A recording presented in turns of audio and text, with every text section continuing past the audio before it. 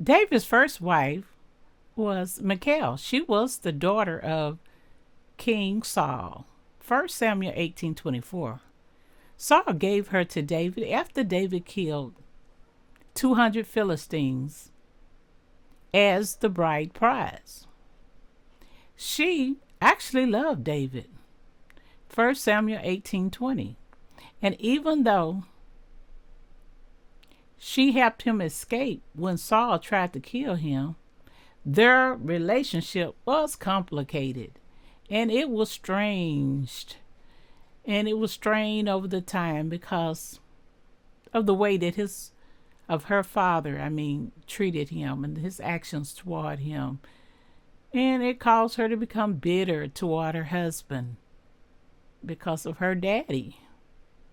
What happened when David danced before the Lord in 2 Samuel 6? He brought the Ark of the Covenant into Jerusalem. He was so happy. He danced before the Lord with all his might, wearing a linen ephod. He humbled himself before God in worship, and he celebrated the presence of God. But when she looked at him, she despised him in her heart. She looked out the window and saw David leaping and dancing, and later mocked him, saying, "He made a fool of himself before the people."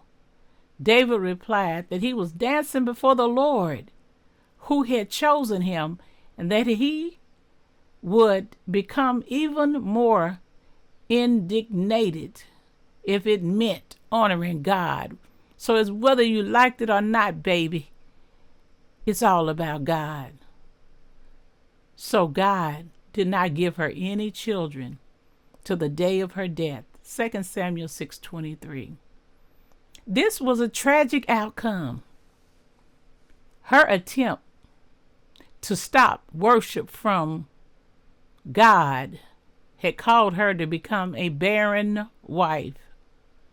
Whether this barrenness was from God's judgment or simply that David no longer had intimacy with her, the Bible doesn't say directly, but her bitterness in her heart, it took the joy from their marriage.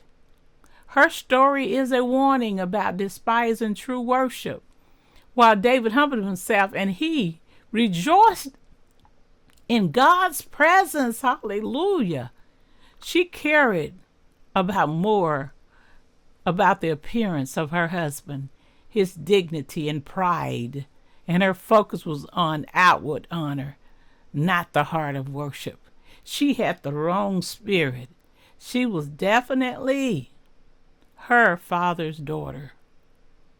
God deserves worship when it's sincere. It may look indignative to the world because the world don't know God.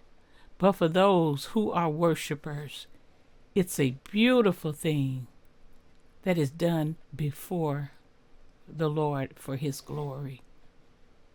So don't let anyone despise you because of your worship.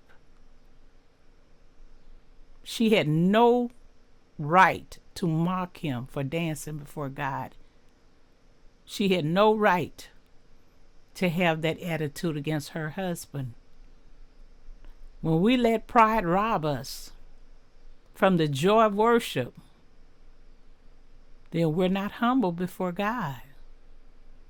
We don't want that story. We want a life of devotion and worship before God.